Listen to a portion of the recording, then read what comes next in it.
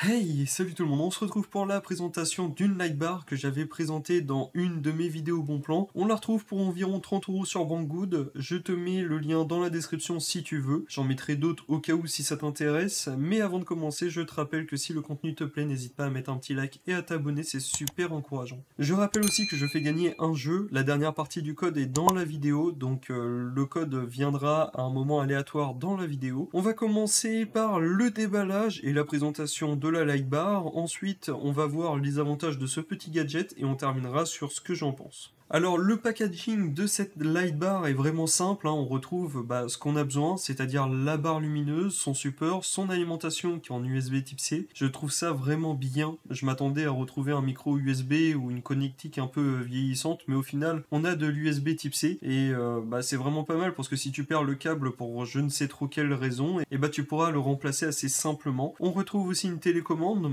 Alors pour le prix, je trouve que le produit est pas trop mal fini, hein. On a un bon feeling avec la matière qui est utilisée. On retrouve un rétroéclairage RGB sur le dessus, donc c'est sympa, ça permettra de faire une petite ambiance de fond. On retrouve les LED bien évidemment pour éclairer le bureau. On retrouve aussi des touches tactiles sur le devant pour gérer la lightbar. Le petit bémol au déballage, c'est la qualité de la télécommande, mais pour une lightbar à 30€, pour l'instant je trouve ça vraiment très bien. On va l'installer pour voir ce que ça donne sur le bureau, et puis on se retrouve 2 jours plus tard pour que je puisse te donner mon avis dessus. Alors je trouve que la lightbar s'intègre très bien dans le setup, hein. On peut changer le rétroéclairage, donc ça c'est vraiment sympa, ça fait une ambiance de fond. On a différents profils, hein. Tu peux avoir soit un changement de couleur progressive, soit une lumière en statique, donc après ça c'est à toi de choisir. On peut gérer aussi la couleur de l'éclairage du bureau, si tu souhaites avoir une lumière un peu plus froide, donc qui tire vers le bleu, tu peux, et tu peux aussi avoir une lumière plus chaude, donc qui tire sur le orange. Tu peux aussi avoir une couleur un peu neutre, hein, qui est juste blanche. Tu peux aussi régler l'intensité de l'éclairage, donc ça c'est vraiment sympa, hein. Tu peux adapter vraiment l'éclairage en fonction à ce que tu souhaites pour tes yeux. Personnellement, je trouve pas ça très pertinent d'avoir placé des boutons directement sur la lightbar, car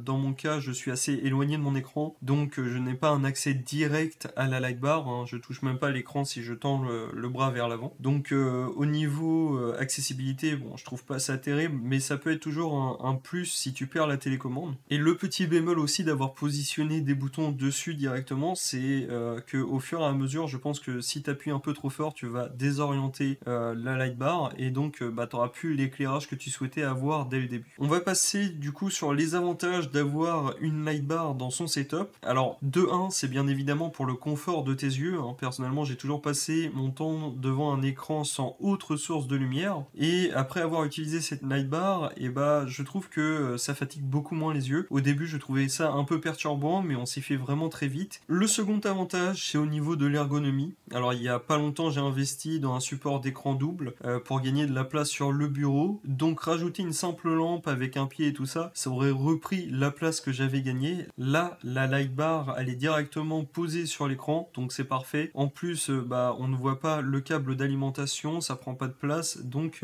c'est vraiment bien. 2-3, c'est d'avoir une zone de travail éclairée qui est délimitée. Ça a pas mal d'avantages dans mon cas. Lorsque j'ai des documents papier, je peux les voir sans allumer la lumière de la pièce dans laquelle je suis. Ça permet de travailler tard le soir sans déranger les autres, comme la projection de la lumière est concentrée uniquement sur le bureau et n'éclaire pas tout autour. Et c'est particulièrement appréciable si l'ordinateur est installé dans une chambre ou dans un salon. Et pour finir, la petite touche RGB, c'est vraiment sympa aussi parce que ça permet de faire une petite ambiance en arrière-plan, donc c'est pas mal. Pour en conclure, si vous avez besoin de ce type de gadget et que vous souhaitez pas acheter un modèle à 100€ voire plus, je peux te recommander ce modèle là, parce que pour 30€, je trouve que son rapport qualité-prix est vraiment très bon, c'est vraiment très intéressant. Et si tu souhaites aussi gagner en ergonomie, c'est vraiment sympa. On arrive donc à la fin de cette petite vidéo, j'espère qu'elle t'a plu. Si c'était le cas, n'oublie pas de mettre un petit like et de t'abonner, c'est super encourageant. Et sur ce, on se retrouve à la prochaine. Allez, ciao.